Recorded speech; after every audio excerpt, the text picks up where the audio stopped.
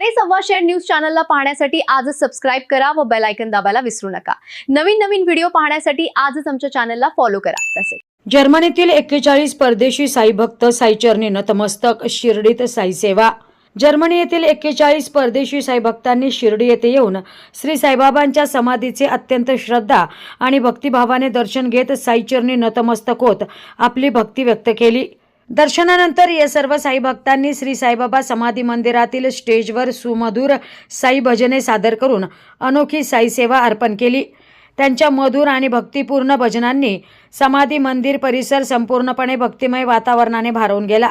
उपस्थित भाविकांनीही या भजनाचा आनंद घेत साई नामाचा गजर केला। या प्रसंगी श्री साईबाबा संस्थानचे मुख्य कार्यकारी अधिकारी गोरक्ष गाडीलकर यांनी जर्मनीहून आलेल्या सर्व 41 परदेशी साई भक्तांचा शॉल व स्मृतिचिन्ह देऊन सत्कार केला। तसेच त्यांच्या साईबाबांप्रती असलेल्या श्रद्धा व सेवाभावाचे कौतुक केले।